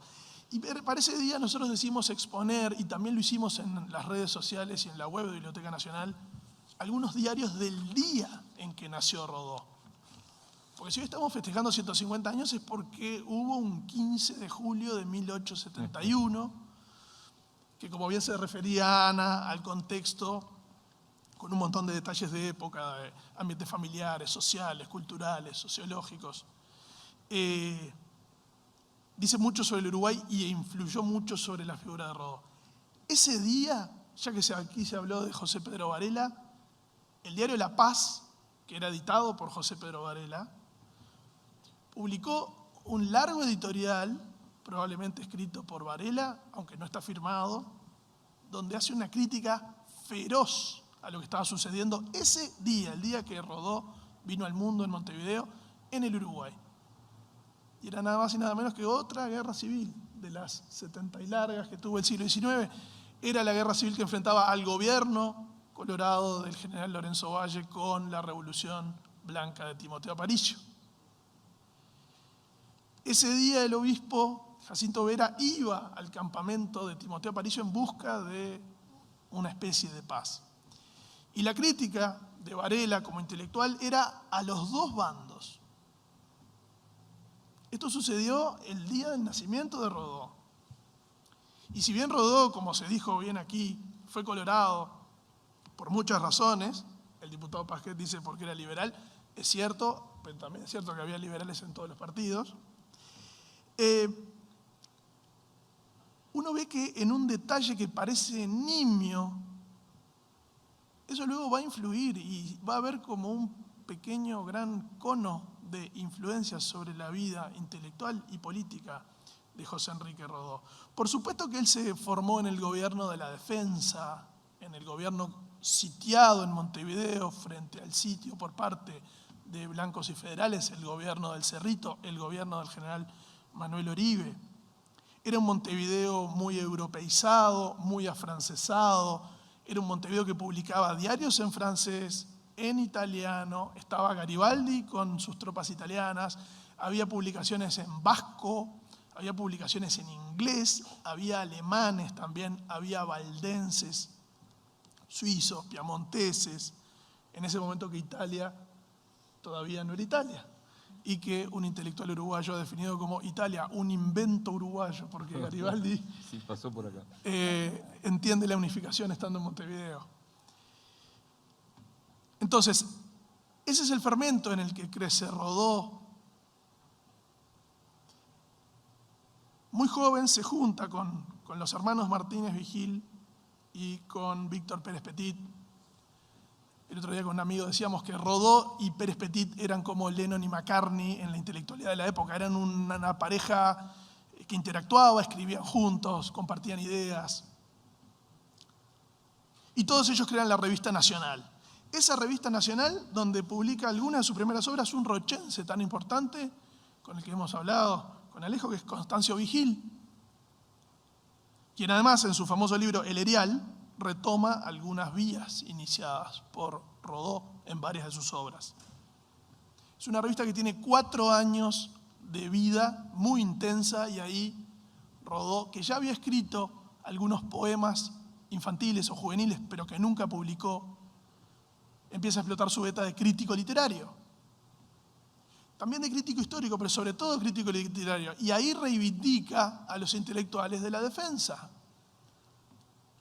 Andrés Lamas, por ejemplo, con su famoso diario El Iniciador, cuya colección está íntegramente en Biblioteca Nacional, pero también a una camada de intelectuales argentinos, algunos unitarios, algunos antirrocistas, que son la llamada generación del 37, 1837, y que llegan a Montevideo exiliados, como tantas veces a lo largo del tiempo argentinos van a exiliarse en Montevideo, y son los introductores del romanticismo, en el Río de la Plata y probablemente en América, en la América hispánica. Y Rodó abreva de ese romanticismo. Es un cultor de esa intelectualidad bastante cosmopolita que es el Montevideo de la defensa. Luego escribe un ensayo sobre la figura de Rubén Darío. Rubén Darío, recordemos, un intelectual nicaragüense, hijo de indígenas, autodidacta, formado a sí mismo, que luego viajó a Europa, que fue un auténtico revolucionario del idioma español porque en su obra, en su poesía, sobre todo en Azul, en prosas profanas, estoy nombrando 2 de las más famosas, provocó una auténtica revolución, porque empezó a cambiar las estructuras literarias, idiomáticas, estilísticas, e inició lo que conocemos usualmente en los estudios literarios como el modernismo. ¿Cuál modernismo? El modernismo que enfrentaba algunas estructuras que se creían anquilosadas de la literatura en español. Por eso también eran tan afrancesados, por eso eran amantes del simbolismo, del parnasianismo, y creían que la Meca estaba en París y en la vida parisina de las buhardillas, los cafetines, la bohemia, el arte. Pero increíblemente, o no tan increíblemente, sucede un evento internacional en 1898, hoy poco conocido o poco recordado por nosotros. Se produjo una guerra entre lo que quedaba del Imperio Español y los Estados Unidos. Algunos le llamaron la guerra hispano-norteamericana, otros le llamaron la guerra de Cuba. Para los españoles, directamente le llamaron el desastre, con D mayúscula. Fue la forma en que le llamó una generación, que en España se llamó la generación del 98, donde entre otros estaba Antonio Machado, Leopoldo Alas Clarín, Miguel de Unamuno, por supuesto. ¿Y qué significó para España esto? Una de las mayores, quizá la última o de las últimas, derrotas humillantes frente al mundo. Una joven nación americana nuevamente le quitaba sus posesiones, la obligaba a capitular de la forma más vergonzosa. Perdía Cuba, Puerto Rico, Filipinas, alguna otra isla más. Y además Estados Unidos se paraba frente a la América Latina de otra forma. Y para Rodó esto fue un golpe terrible. A pesar de que en muchos sentidos él miraba con cierto, no sé si decirlo desprecio, pero con cierta condescendencia lo español, que siempre estaba asociado a cuestiones un poco retrógradas, a la colonia, al pasado, a lo anquilosado.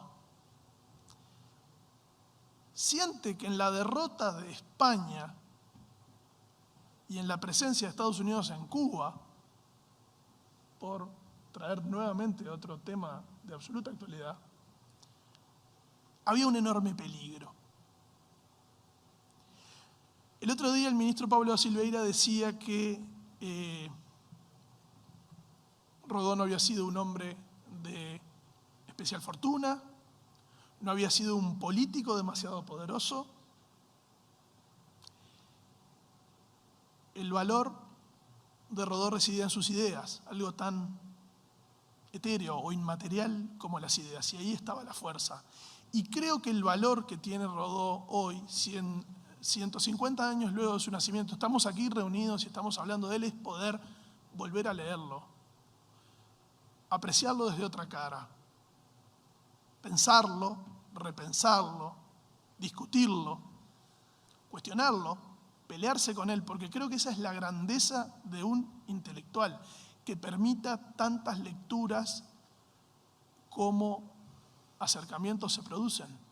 Hoy la figura de Rodó está abordada por gente de extrema izquierda, de extrema derecha, de centro, liberales, conservadores, católicos, ateos. Todo el abanico de pensamiento uruguayo tiene una visión sobre Rodó, y Rodó influyó, a pesar de que es cierto, quizá falte o quizá necesite volver un poco más a secundaria, necesite volver a los liceos, necesite volver a los cursos de literatura y necesite haber más discusión. Es cierto que la figura de Rodó para mucha gente es un busto de mármol empolvado. Una calle. Un parque, una calle. Y creo que es mucho más. Y creo que vale la pena discutirlo. Porque Ariel, que es una de sus obras más conocidas, probablemente la más conocida, se discute si es la más importante. Hay críticos que dicen que en realidad es Motivos de Proteo, donde desarrolla un pensamiento más in extensum y más profundo. Pero Ariel es una obra fermental, es una obra profunda, es una obra también contradictoria, es una obra sobre la que se le pueden hacer algunas preguntas. Es un mensaje a la juventud de América. Creo que genera varios debates, me parece muy interesante cómo un político y pensador colorado está pensando en el continente con un partido tan internacionalista y cosmopolita. Creo que hay ahí un punto particular. Creo que al mismo tiempo la visión que tiene sobre Estados Unidos también es polémica. Por esos mismos años, otro joven intelectual uruguayo que era Luis Alberto de Herrera viajó a Estados Unidos, vivió en Estados Unidos y Canadá, fue ministro plenipotenciario, creo que era el nombre. Desde Estados Unidos, Luis Alberto de Herrera mandaba sus crónicas que eran publicadas en el diario El Día de José Valle Ordóñez, 1903. Y las diferencias, lo traigo a colación porque Rodó nunca estuvo en Estados Unidos, pero sí formó su visión de Estados Unidos a partir de esta guerra. Y él lo veía como una amenaza sobre la América hispánica, de la América anglosajona, que además para él representaba el sentido utilitarista, la mecanización y la ausencia de reflexión sobre el espíritu. Herrera va a Estados Unidos y escribe un libro que se llama Desde Washington, que también es muy recomendable. Y da otra visión de Estados Unidos. Rodó y Herrera además compartieron Cámara de Diputados y hasta donde sé tenían una relación muy cercana. No sé si habrán llegado a hablar de Estados Unidos en algún momento, pero creo que lo que Rodó le llama nordomanía, ¿no? Que es un aspecto claramente negativo, y él invoca todo el tiempo, bien merecería un repaso de puntos históricos e intelectuales de la relación del Uruguay con el pensamiento norteamericano. Empezando por Artigas, que fue muy, muy influido por pensadores norteamericanos, los papeles federalistas y demás. En esto Ana podría enseñarnos muchísimo. No hoy. Yo no quiero, quedé para el final y ha sido una velada larga e intensa y la atención de todos también tiene un límite, pero yo quería hacer referencia a algunos trazos nomás. Creo que la discusión de Ariel, de la invocación de un espíritu mediterráneo, la invocación de un espíritu griego, ¿no? En un hombre que se encerraba en la biblioteca del Ateneo, que tiene además forma de templo griego y cerraba con llave porque no quería ser molestado y hacía que esa biblioteca gigantesca, que era de una asociación, fuera para él. Tengo que hacer referencia a Motivos de Proteo, como decía, que es una obra de la que aquí se leyó algunas de sus parábolas más conocidas. Es una obra que también es difícil de definir el género.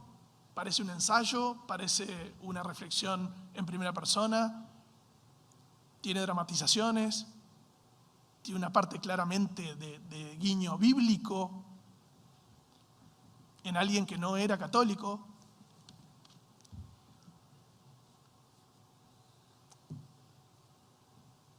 Es una obra profunda, habla de la vocación, habla del sentido del tiempo, habla de un origen y un término, habla de un viaje de la vida. En esto también creo que hay un sentido, por un lado, mítico, mitológico, de la mitología griega, y también entronca en lo judeocristiano. Por último, quiero hacer mención y reengancho un poco con lo que comentaba Miguel en su faceta periodística. Póstumamente se publica El Camino de Paros. El Camino de Paros es una serie de textos de los viajes de Rodó, del último viaje. Sobre todo, él obviamente no sabía que se iba a morir. Él falleció el 1 de mayo de 1917 en la ciudad de Palermo, en Sicilia, y sus restos fueron repatriados luego sobre 1920, y eso generó algo que también podría ser tema de otra conferencia, que es toda la lectura y el legado de Rodó. Todos los que volvieron a retomar la figura de Rodó. Hoy yo nombraba a Rodríguez Monegal, creo que hay que nombrar inevitablemente a Carlos Real de Azúa y a Carlos Quijano, entre otros. Por supuesto Arturo Ardao, en fin, muchísimos. Y hasta hoy en la sociedad rodoniana, que sigue reivindicando su legado, y que el otro día publicamos una antología preciosa que son las actas de un congreso que se hizo en 2017 con motivo de 100 años de la muerte, y que va a estar en librerías para todos los interesados.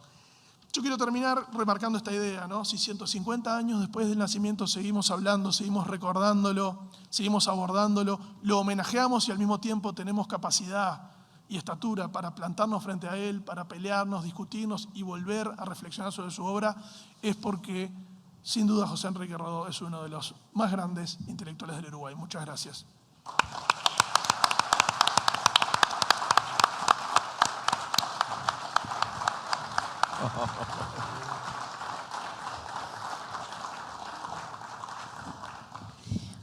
¿Me permiten cerrar esto con una cosita antes de que hables, Alejo? Esta noche hubo un cruce en este país que me parece que debe remarcarse. En Montevideo, exactamente hoy, se inicia un ciclo en el cual el Ministerio de Educación y Cultura pone muchísima ilusión y esperanza, que se llama Arenas de Debate. No para lidiar toros, sino para que las ideas lidien entre sí y esta sociedad reaprenda, retome, una vez más, vuelva a discutir con el mayor nivel posible en materia de calidad y en materia de tolerancia mutua, los múltiples temas que rondan la vida, y sobre todo la vida colectiva y la vida ciudadana. Así que Rodó nos incitó a pensar, es la figura elegida patrimonialmente para este año, y las ideas bien que valen, él valió sobre todo por sus ideas y comenzó la arena de debates con él. Tenemos esperanza de que sea muy duradera y que quede como una sana costumbre que vaya más allá de la gestión de esta coalición de gobierno, que quede como una linda tradición cultural. Pero hay una cosa que nos obsesiona y es el interior, y permítanme decirlo porque estamos en el interior. Y esta primera arena de debate se realizó hoy en Montevideo. Y para allá, ¿quién creen que fue? El Serrano Abella, a formar parte de una mesa. Y para acá vinimos nosotros. O sea que ese cruce de autos que se dio en el camino, a mí me parece lindísimo y quería contárselo porque no sé si todos sabían. Y con eso despedirles y darles las gracias. Y una vez más agradecerte, Alejo. Y mirá que este viaje, este viajón que nos mandamos los cuatro, merece ser pago. Así que, sí, queremos tu tiempo y una charlita con un cafecito, porque estamos muertos de frío además. Es barato, ¿verdad? Tengo no 30 es mucho segundos, pedir. 30 segundos antes que el intendente... Pobre, Dios con nosotros. Sí, Nos tienen que echar, si no, no paramos. Quiero repetir y subrayar: no dejen de entrar a la página de internet de la Biblioteca Nacional. Lo dijo él, pero a él le cuesta. El trabajo que se ha hecho es increíble. Y quiero que entren, si les interesa, a una página que se llama archivodeprensa.edu.ui, archivodeprensa.edu.ui, y busquen ahí a Rodó, porque estamos hablando de autores del Uruguay, y se van a encontrar con la palabra grabada en audio de amigos de Rodó, como Emilio Frugoni, por ejemplo, Emilio Frugoni, por ejemplo, Alberto Zunfelde, el propio Emir Rodríguez Monegal, que obviamente era pero en el caso de Frugoni, fundador del Partido Socialista, estoy haciendo un segundo de tiempo para que lo escuchen. Frugoni fue amigo de Rodó, ¿no? Conocí a Rodó en unas reuniones que solían efectuarse en la Casa de Comercio, en la calle 18 de Julio, aún no la llamábamos Avenida. Era un pequeño establecimiento donde se vendía café en grano y molido, cuyo propietario era... Hay mucho veterano acá, en el mejor de los sentidos, que esto lo va a disfrutar muchísimo. Escuchar a don Alberto Zunfelde, obviamente de Frugoni, al propio Emir Rodríguez Monegal, que con 20 y pico empezó a hacer ese raconto de todas las obras, con 20 y pocos años además, ¿no? ¿Qué estaba haciendo yo a los 20 y pocos años que había estos tipos, ¿no? Bueno, estaba Lennon y McCartney, como tú también decías. Muchas gracias. Simplemente eso. archivodeprensa.edu.uy por si quieren escuchar las voces de estos hombres de comienzos del siglo XX. Bueno, muy bien. Agradecerles vuestra presencia que rompe este círculo de pandemia, de virtualidad, para darnos un grado de presencialidad que uno mucho lo valora, porque es lindo vernos los rostros más allá de una pantalla. Agradecer este panel de lujo. Realmente Rocha tiene el inmenso honor de recibir a 4 figuras de primera línea de los distintos ámbitos del país. De la literatura, como un joven escritor que es, y que ojalá no lo coma la máquina burocrática, algo que hemos hablado con Valentín, y que siga produciendo literatura como lo hace y en gran performance. Ope, que es uno de los referentes parlamentarios, político, legislador, de vasta trayectoria y de amplio respeto por todo el espectro político nacional, con quien desarrollamos una linda relación humana en el marco del trabajo parlamentario. Con Ana, que quiere decir que es una de las mejores historiadoras del Uruguay y que además ha tenido la gentileza de tomarse el tiempo de leer algunas de las cosas que hemos escrito en materia histórica. Y Miguel, que es hombre de esta tierra y que deja en alto los prestigios de nuestro suelo a nivel del periodismo. Para nosotros ha sido un profundo honor comenzar esta serie de honores que va a tener un concurso de ensayos sobre Rodó, con un premio que va a dar la Intendencia de Roche, donde invitamos a todos a trabajar, a pensar, a escribir sobre Rodó, quien tanto pensó y quien tanto escribió, como lo decía muy bien, 18.000 folios, dijiste, Valentín, ¿no? 18.000 folios, o sea, si habrá cosas para escribir sobre Rodó. De alguna manera, nuestro primer filósofo contemporáneo, nació con un año de diferencia con Carlos Vaz Ferreira, pero con la diferencia que mientras Carlos Vaz Ferreira fue un filósofo, Rodó fue un hombre integral, fue político, fue escritor, fue periodista, fue hombre de mundo. Y Maestro de Juventudes de América fue el título que le quiso poner el director de Cultura. Y yo les cuento, simplemente para cerrar, una anécdota personal. Fue también maestro de mi juventud.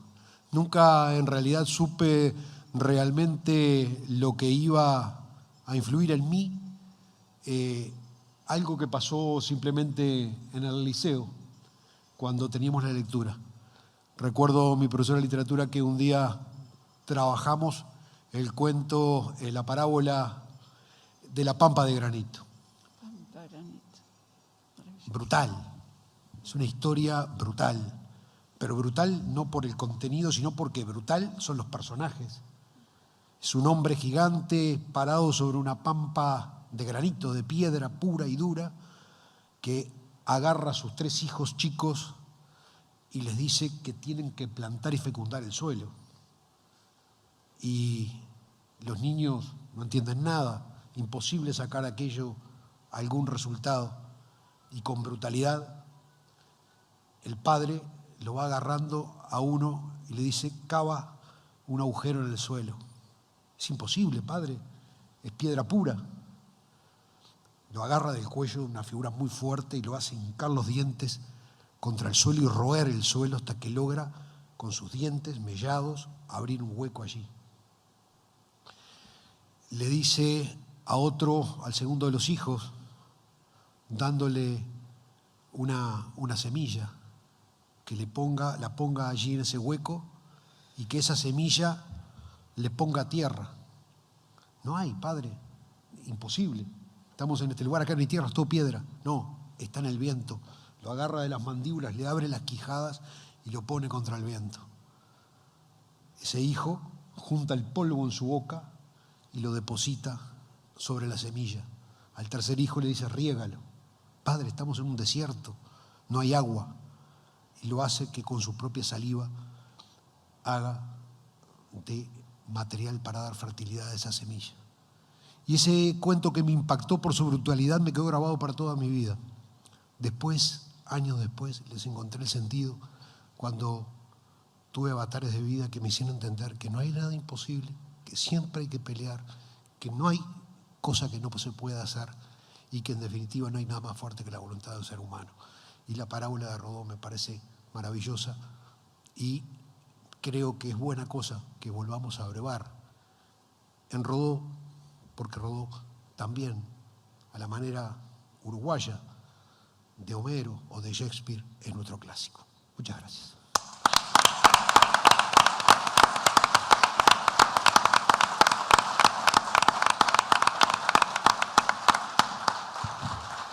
Gracias por el silencio, que la verdad es el respeto que han tenido es enorme.